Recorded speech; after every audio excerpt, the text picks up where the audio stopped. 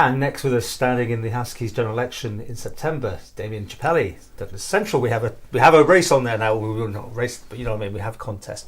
What's made you do this? Well, for a long time I've had an interest in Manx politics. My late uncle David Corlett was an MHK in the early 90s in Douglas North. I am an advocate by profession, which means I have to study Isle of Man law, and that's given me a passion and an interest in the developments in Tynwald and of course ultimately the impact on the island's people. Okay, so a lawyer, this is interesting. Big change? I mean, different direction? Why? Well, I think it's an evolution really, because I think as a lawyer you're representing people and their interests. And I think that it's a progression and an evolution to become an MHK, because as an advocate, and my strapline is an advocate for change, I would like to represent the interests of the people of Douglas Central and the Isle of Man. What are the big issues for Douglas Central, in your view? Okay, so looking at the issues of Douglas Central, the feedback from the doorstep is something that's really quite apparent, and it's very much around infrastructure, the roads, the pavements, the issues of traffic and safety, and the general quality of life and environment. And those are concerns which I've taken on board and will be developing, and I'll be developing those themes as I develop my manifesto. I mean, they must be everywhere though. I think the same things happen pretty well everywhere, don't they? I mean, to stand out, that's it. I mean, you see yourself more maybe as a national figure as well. I mean, how does this to work out? Well, I think the point about an MHK on the Isle of Man is that you have to have a view of the overall picture. An advocate for change is my slogan, if you will, which encompasses both representing the people of Douglas Central and the big issues at a national level. I know it may sound every day or kind of something that we encounter frequently when we talk about traffic and pavements and infrastructure, but I really believe that they are simply not where they should be. There is an enormous gap between the state of the roads and the pavements now and where they should be, given our relative prosperity and progress. Okay, it's slightly outside Central, but the promenade come into your thoughts on this point at all, being Douglas? Well, of course, and I think that touches on some of the major policy ideas that I've developed and expressed in both my press release on declaring and also in my short form brief, which I'm handing out as I go around door to door. And yes, capital program management is something which I'm very concerned about, because I think it reflects a way of doing things that needs to be looked at and addressed, so that it's really about government for the people and not vice versa. And I think in that then we would look at much better management and looking at things ahead of the game, so that as these capital projects come up, we stress test them, we look at the legal risk in particular, which is something I'm very interested in, because I think that time and time again we're not assessing the legal risk with these projects, so that as we come to some hurdle, it seems to trip us up in terms of both the financial commitment which we envisage spending. Is Liverpool landing stage coming into this little thing? Well, I think it must progress naturally from that, because I, as a lawyer, cannot understand how we've entered into agreements and arrangements that don't protect the interests of the Isle of Man. So as an advocate, I want to represent the interests of the Isle of Man and the people of Douglas Central, ultimately the taxpayer, generally speaking, to the best of my ability. And I just don't see that evidenced in the outcomes that we see. So national-wise, from local to national, where would you see the Isle of Man going? And you've got a cost for it, whatever you're going to come up with, right? All these grand plans, besides anything else, have to be costed.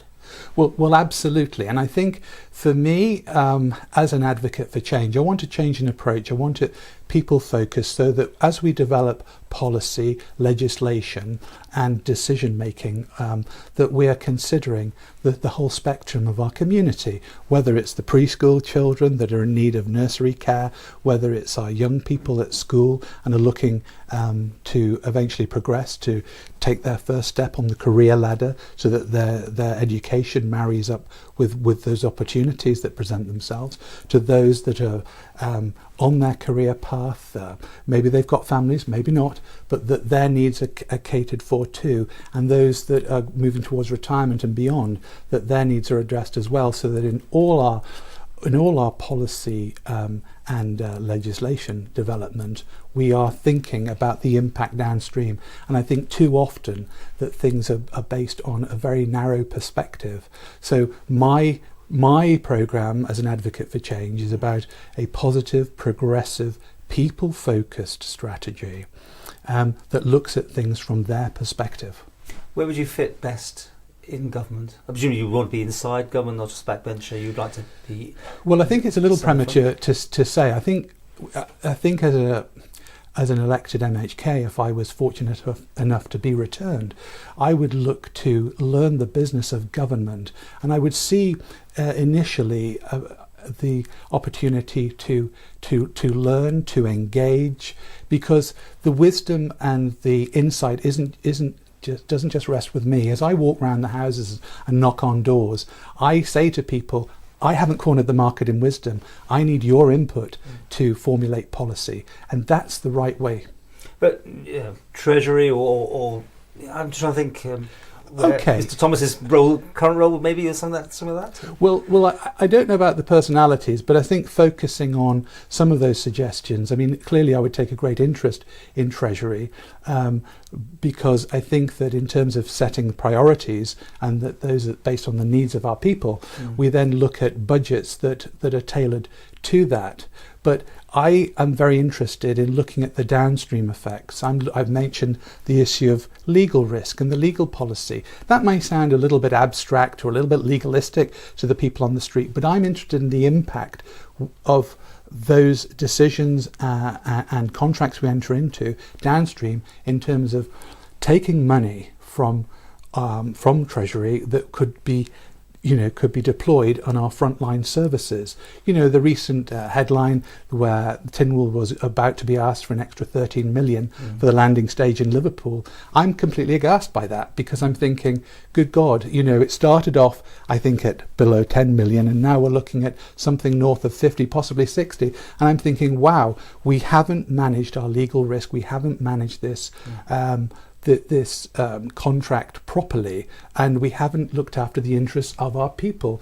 Because if we're looking at an overspend of 30 million, I'm thinking, for example, one can argue about these figures, Paul. I'm just saying by way of example, so somebody doesn't shoot me down. But that's a lot of money that could be put into preschool, nursery care, that could be put into education, frontline services. Okay. And I should say it's Mr. Harm who's got that job now, it was Mr. Thomas. How do you view the current incumbents in your area? You think they're doing a good job, or what makes you stand because of what they're doing or not doing? Or well, I think it's very important to have a positive, progressive agenda. I don't like to be drawn on personalities. I think that for me, I represent, I think, a different approach. It's one that seeks to look ahead, to stress test the current policy and budget, to look at the scope and size of government and see, what does that mean in 5 to 10 years' time.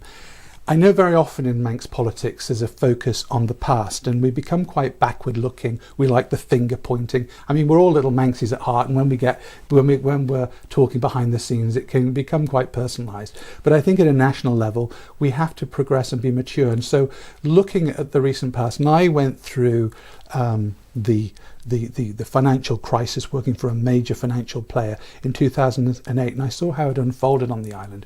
We saw a bank collapse. We saw the compensation scheme effectively fall over because the government had to stump up about 120 million to fund that scheme to meet the demands of depositors. And so we have to learn the lessons, and we saw at the same time the VAT bombshell. So we have to look at those lessons in terms of, did we stress test? Did we anticipate what might come down the line? We've come through COVID, but we shouldn't rule out the possibility of another pandemic in the next 10 years. We've had SIRS and MERS and so forth. Who would you see as a Chief Minister next time? Who would you be backing? Well, in terms of my selection, I would base that very much on alignment with my policies. I don't have any particular personality in mind. I've had no conversations about this, but if I were elected, I would be having a hard-nosed discussion based on the mandate I've been given by the people of Douglas Central. Finally, I mean, obviously, take it your day job is well paid. They say MHKs don't have that sort of structure. I mean, you may be wrong, but full-time position for you, and you take that on as a full-time thing? Or? It would be a full-time job. That's right. I mean, I am a member of the Isle of Man Law Society, and I regard that as very important to continue because of the courses, the CPD that I gain, and the professional association and knowledge. But you would give up being the lawyer yes, I would be full-time MHK.